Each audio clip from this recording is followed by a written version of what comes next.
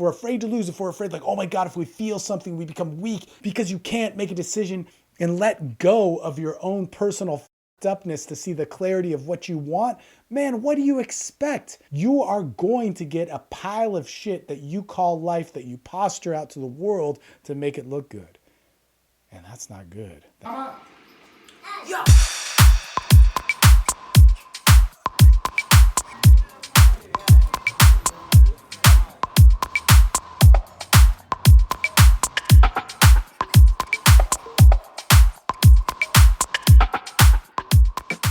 So yeah, I wanted to roll this one. It's Wednesday. We're on our call in. What do we do with relationships, and how as men do we make sense out of them? Because man, we're so fucking out of whack with this shit. You know, at TSL, we have a sex and relationships call. It's awesome. It's amazing. We get pretty real on that because we talk about all like sex addiction, sexual dysfunction, but relationships are a killer and there's so much bad information about it. Let's just start with this. So pro pickup artist myself for 10, whatever years. Of the people that I worked with in all those years, who has a relationship? It's almost none. It's crazy. And so this message of sex and masculinity and sexual freedom and liberation for the male is carried by so many men, even like myself, who had a major dysfunction coming with it, where you couldn't interact or emote or connect with these people. And it was very hard for me to learn. I mean, thank God, as I talk about this all the time, thank God for addiction, because addiction or drug addiction is one of those things that if you are forced to work on it, it forces you to look at every part of your life. So if you make it through on the other side of addiction, which is a very doable thing, talk to me about it if you're having problems, you have to change everything about yourself. And it's very difficult. Whereas in seduction or things like sex addiction, they're just not brutal enough. Like you can fix the problem. Whereas with drug addiction, you got to fix everything, man. But that all being said, is it's so rare. And the reason why it's so rare is because the voice of masculinity, love, sex, and relationships that we teach is so flawed. It's coming from a bad place. And I don't want to get to the behaviors because I'm, as they say, pro-sex, and a lot of people mean something very different than what I mean. But I think all sexual behavior is good. I think that you could have a healthy sex life where you're very promiscuous. I think if you visit prostitutes, you can have a healthy sex life. I think you could be monogamous and have a healthy sex life, but it's for you to decide what that is.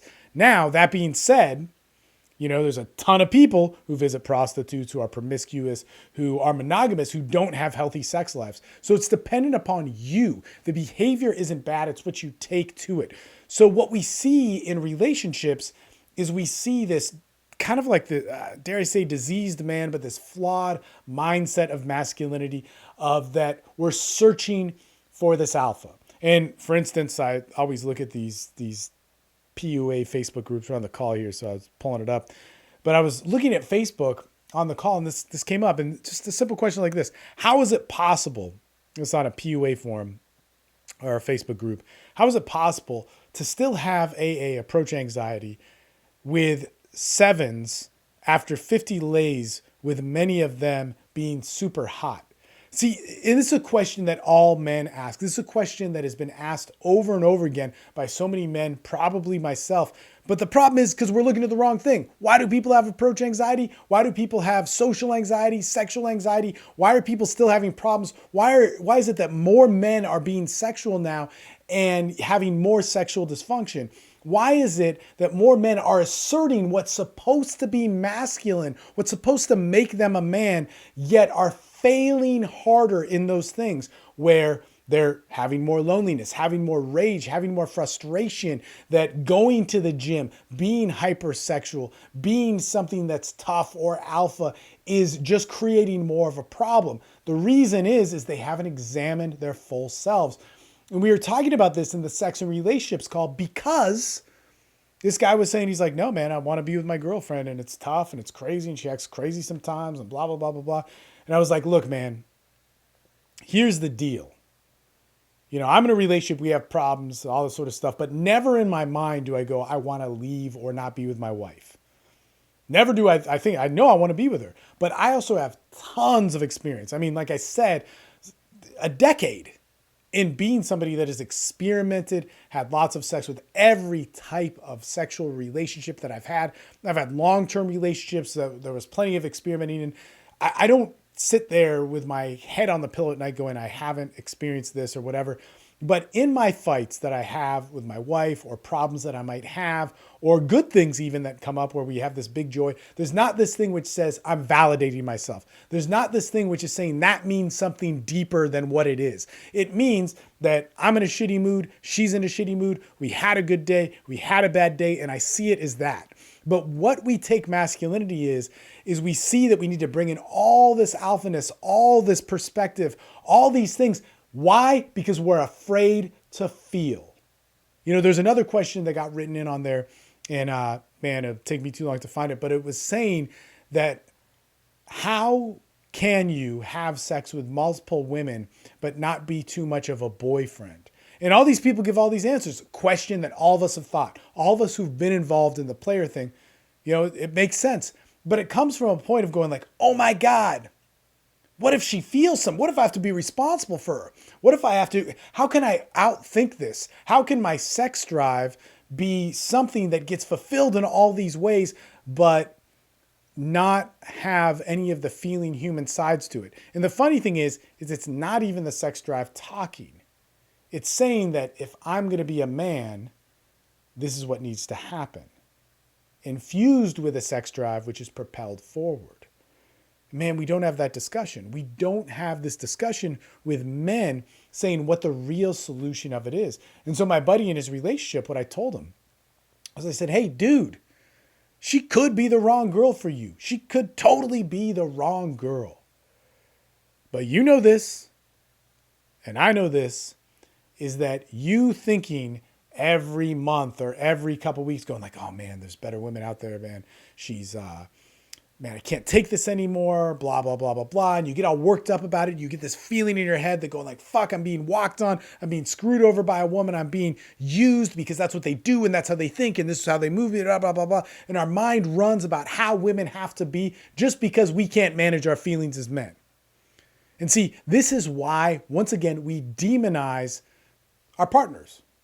The thing which completes masculinity, femininity, we demonize it. We demonize it because we have not learned how to handle our own emotions of how that fucks with us. A woman in your life is going to break your heart. She's going to lie to you. She's going to screw you over, all these things.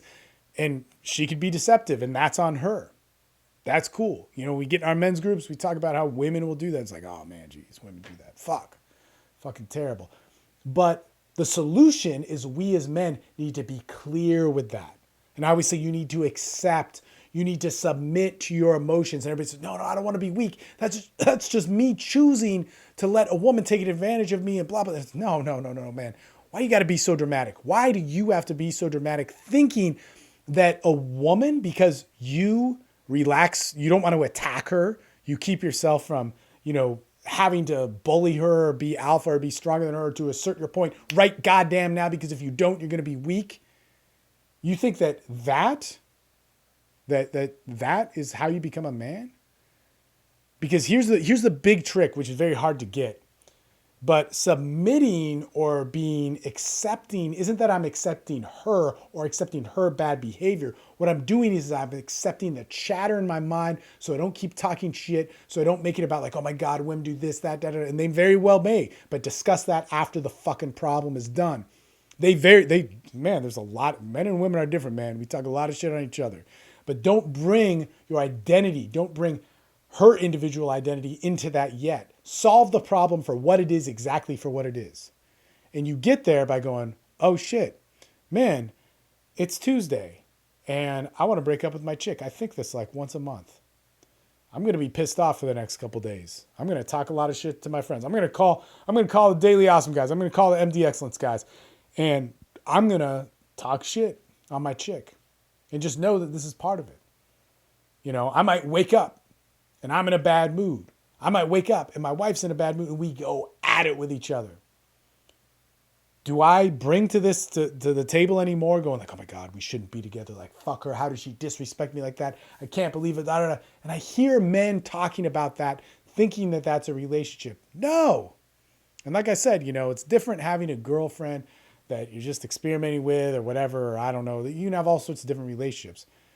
But do I bring in my relationship with my wife that somehow means this fatalistic thing? No, stop the chatter in your head. Wait a minute, we're both in a bad mood. Or wait a minute, I'm just in a bad mood. Or she's just in a bad mood. Wait a minute, we both said some fucked up shit. Probably if an hour passes, 2 hours pass, maybe it might take a day that you're not going to be saying those things. And then when we can get there, we can decide whether or not it's the right person for us. But we make a decision and a choice with our masculinity. We make a decision and a choice with our ambition, our love, our sex, and all these things. And that's how we cultivate the good man. But if we're always holding on, if we're afraid to lose, if we're afraid like, oh my God, if we feel something, we become weak, we get taken advantage of because that's when I become stupid. Oh my God, now I'm a bitch again. Fuck. Oh God, now I got to go join, the low T tribe of the red pill dudes who are saying that on all this shit because you can't make a decision and let go of your own personal fucked upness to see the clarity of what you want. Man, what do you expect? What do you expect? You are going to get a pile of shit that you call life that you posture out to the world to make it look good. And that's not good. That's not living. That's a fucking demon that we call reality and the state of men and women today. And that's a terrible fucking thing. In any case, guys, daily awesome. What's up? Subscribe, click on all that stuff, get the free shit.